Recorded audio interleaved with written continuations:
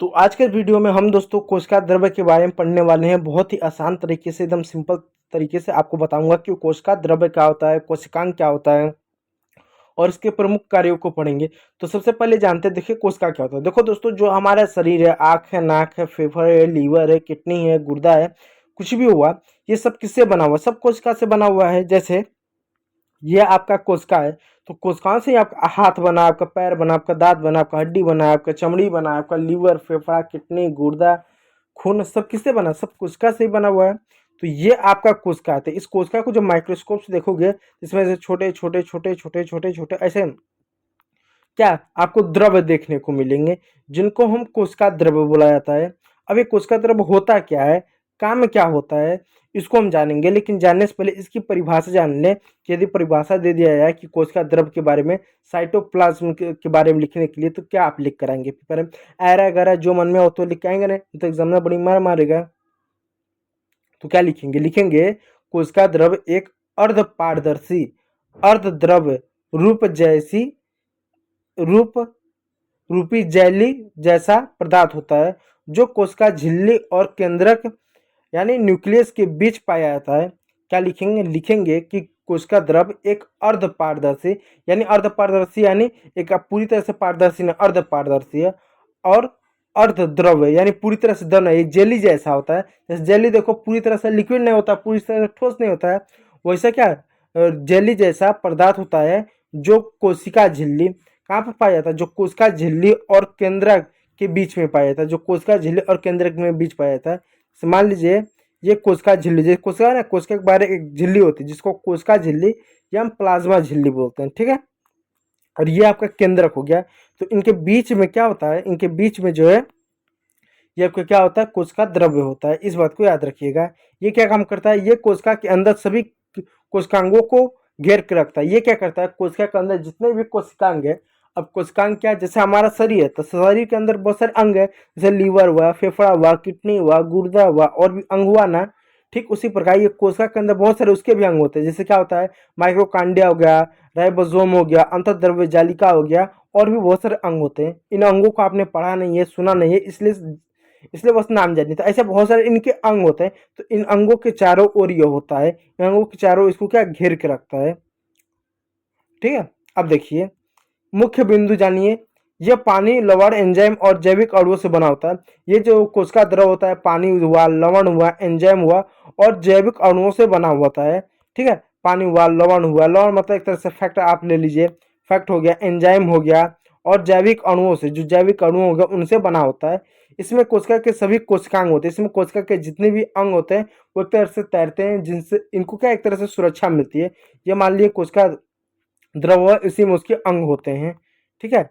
अब इसका कार्य क्या करता है? कार्य होता है कोशिकांगों को स्थिरता प्रदान करें।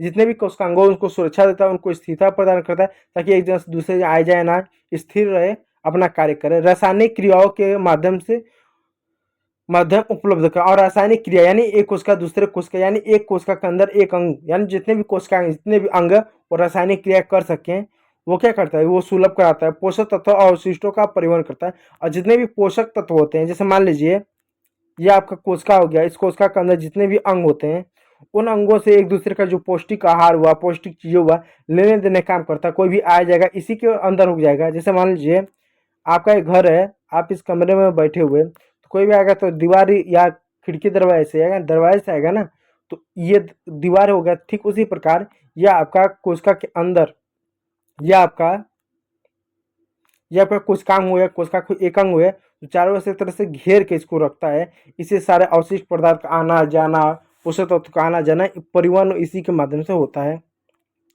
उदाहरण देखिए, एक बूंद अमीबा जो द्रव भाग दिखाई देता है वही कोशिका द्रव है। एक बूंद अमीबा जो होता है, जो द्रव दिखाई देता है वही कोशिका द्रव होता है। उदाहरण के तौर पर आप दे सकते हैं, ठीक है। चलिए अब जानते हैं कोशिकांग। बहुत बार कोशिकांग कोशिकांग चिल्ला लिए कि कोशिकांग होता है, तो ये तो जान ले कोशिकांग होता क्या। देखिए कोशिकांग जो होता है, कोशिका के अंग होते हैं। इसकी परिभाषा क्या लिखेंगे? कोशिकांग वे विशेष संरचना होती है जो कोशिका के अंदर विशिष्ट कार्यों को करने के लिए होते हैं। यानी कोशिका के अंदर जितने भी विशिष्ट कार्य होते हैं वो कोशिकांग करता है। जैसे आपका शरीर है, आपका शरीर क्या करता है? हार्ट है तो पंप करता है, खून को रक्त करता है। किडनी है, खून खून को शुद्ध करता है। फिर फेफड़े हुआ, ऑक्सीजन लेने देने काम करता है, उत्सर्जन में काम करता है, कई सारे काम करता है ना इन सबके। और भी बहुत सारे अंग है काम करते हैं ना। ठीक उसी प्रकार जो आपका कोशिका होता है, उस कोशिका के अंदर भी कई सारे अंग होते हैं, तो अंग भी अपना अपना काम करते हैं। तो कोशिकांग वो विशेष संरचना होता है जो कोशिका के अंदर विशिष्ट कार्य को करते हैं। यह कोशिका द्रव में तैरती है, और ये क्या करती है, कोशिका द्रव में तैरती है, एक तरह से सुरक्षा देने का काम करता है। मुख्य बिंदुओं की अगर बात करें तो प्रत्येक कोशिका का अपना कार्य होता है, जैसे ऊर्जा का उत्पादन करना, प्रोटीन का निर्माण करना आदि काम करना। ऊर्जा यानी जैसे आपका शरीर है, आपका शरीर में ऊर्जा है तो ही आप बोलोगे, लिखोगे, पढ़ोगे, दौड़ोगे, खेलोगे, कूदोगे, कोई काम करोगे, तो ऊर्जा चाहिए। तो ऊर्जा कोशिका को भी तो चाहिए अपने काम करने के लिए, तो ऊर्जा का निर्माण होता है, प्रोटीन का निर्माण होता है। अब प्रोटीन का देखो, हमारा जो शरीर है इसको प्रोटीन चाहिए। यदि हमारे शरीर में कहीं पर घाव लग गया तो प्रोटीन रहेगा तो यहाँ जल्दी घाव भरेगा, यदि प्रोटीन नहीं रहेगा तो जल्दी घाव ठीक नहीं होता है, बाल टूटने लगते हैं, नाखून कमजोर हो जाते हैं, हमारे शरीर में मांसपेशियां नहीं बनती है, जिससे हम बहुत दुबले पतले मरियल टाइप के दिखते हैं। तो प्रोटीन कमी की वजह से होता है। तो प्रोटीन का निर्माण भी कोशिका के अंदर होता है। कुछ कोशिकाएं केवल पौधों में होते हैं, कुछ कोशिकाएं जो होते हैं सिर्फ पौधों में, कुछ ऐसे कोशिकाएं होंगे जो सिर्फ पौधों में पाए जाते हैं, क्योंकि पौधों की अपनी संरचना होती है। पौधों का आँख नाक फेफड़े लीवर तो होते नहीं है। गाय भैंस बकरी कुत्ता बिलार इंसान के फेफड़े लीवर किडनी होती हैं, आँखों होते हैं। तो उनके कुछ ऐसे कोशिकाएं होते हैं, अंग होते हैं जो सिर्फ केवल पौधों में पाया जाता है। जैसे क्लोरोप्लास्ट हो गया, एक तरह का कोशिकांग है, जबकि कुछ सभी यूकेरियोटिक कोशिकाओं में पाए जाते हैं, जैसे माइक्रोकांडिया हो गया। जब इसको विस्तार से पढ़ेंगे कोशिकांगों के एक एक भाग को, तो वहाँ पर इसकी चर्चा की जाएगी कि माइक्रोकांडिया क्या है, गाल्जी तंत्र क्या है, अंतःद्रव्य जालिका क्या है। मुख्य कोशिकाओं के उदाहरण और उनके कार्य। मुख्य कोशिकाएं कुछ प्रमुख कोशिकाओं बात, जैसे आपका शरीर में बहुत सारे अंग है, तो कुछ प्रमुख अंगों की बात करोगे, आंतरिक अंग होता है, लीवर, फेफड़े, किडनी, यकृत, इन सब का बता सकते हो कि नहीं बता सकते।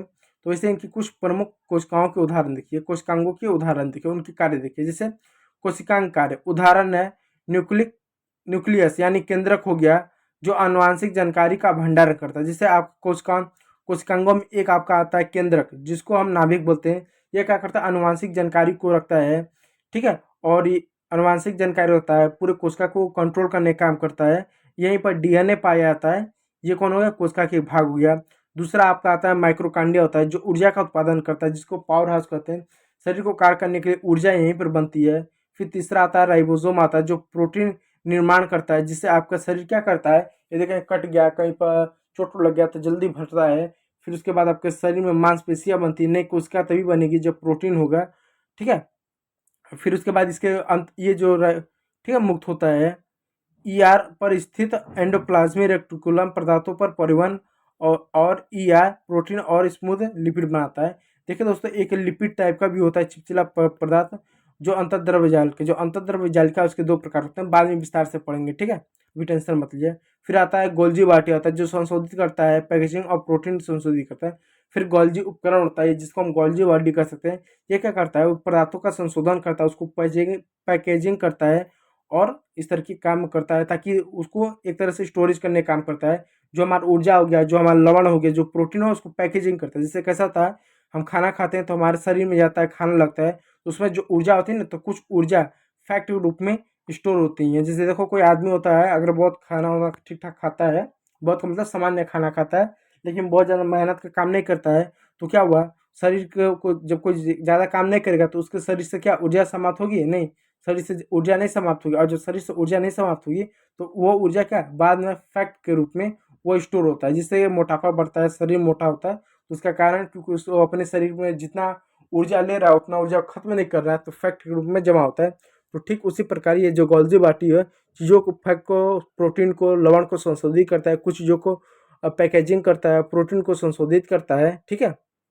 अब देखिए, प्रोटीन को संशोधित करने मतलब प्रोटीन को इस रूप में लाता है जिससे उसका उपयोग कर सके, ठीक है। जैसे हम भोजन होते हैं, भोजन लेते हैं तो हमारे शरीर को भोजन की आवश्यकता होती है। तो जैसे भोजन लेते हैं, भोजन में कुछ ऐसी चीज़ें होती हैं जिसको हमारे शरीर की आवश्यकता होती है, शरीर उसको ले लेता है। और जो अवशिष्ट पदार्थ हैं जिनको हमारे शरीर को आवश्यकता नहीं होता, उसको मल मूत्र के माध्यम से शरीर निकाल देता है। तो ठीक उसी प्रकार का ये गाल्जी बॉडी का उसको संशोधित करता है। ये तय करता है कि क्या हमें को लेना है, क्या नहीं लेना है। लाइसोसोम अवशिष्ट पदार्थों का विघटन करता है, और लाइसोसोम होता है एक अंग होता है जो क्या करता है, अवशिष्ट पदार्थों का क्या करता है, विघटन करता है। जिसको लगा कि ये भाग बेकार हो गया, सड़ गया, खराब हो गया, तो उसको हटाने का काम करता है, एक तरह से साफ सफाई करने का काम करता है, ठीक है। अब आता है वैक्यूम भंडार, पौधों में बड़ा प्रमुख होता है वैक्यूम भंडार, जिसको राजधानी हम कह सकते हैं। राजधानी जो पौधों में बड़ा भाग और प्रमुख होता है। फिर क्लोरोप्लास्ट प्रकाश संश्लेषण में मदद करता है कि जो केवल पौधों में पाया। क्लोरोप्लास्ट होता है जिसको जो सिर्फ पेड़ पौधों में पाया जाता है, और ये क्या करता है, प्रकाश संश्लेषण में मदद करता है, जिससे पेड़ पौधा अपना भोजन मानते हैं ग्लूकोज के रूप में, जो सिर्फ पेड़ पौधों में पाया जाता है। तो ये उसके कुछ प्रमुख अंग है। सारांश देखिए, तत्व, परिभाषा, कार्य, अवधारण। कोशिका द्रव के अंदर का और द्रव पदार्थ जिसमें कोशिकांग होते रहते हैं। ठीक है। दूसरा है कोशिकांग को सहारा देना, रासायनिक क्रिया करना, अमीबा का आंतरिक भाग है। ये इसका सारांश आपको देखने मिल जाता है कि कोशिकांग का ये काम होता है। कोशिकांग विशेष अंग जो कोशिका के भीतर विशिष्ट कार्य करते हैं उनको कोशिकांग कहा जाता है।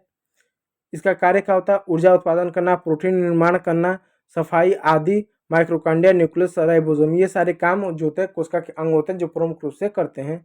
तो आज के इस वीडियो में इतना ही। कल के वीडियो में हम अंतर्द्रव्य जालिका को पढ़ेंगे। जो अंतर्द्रव्य जालिका देख सकते हैं इस तरह से दिखता है, ये केंद्रक है और ये अंतर्द्रव्य जालिका है, और ये आपका राइबोसोम है। ये खुदरे अंतर्द्रव्य जालिका है, ये चिकनी अंतर्द्रव्य जालिका है। ये अंतर्द्रव्य जालिका क्या काम होता है इसको पढ़ेंगे, इसकी विस्तारिताओं को पढ़ेंगे, इसके महत्व को पढ़ेंगे। तो कल के वीडियो में पढ़ेंगे। आज के वीडियो में इतना ही। वीडियो यदि अच्छा लगा तो लाइक कर दीजिए और चैनल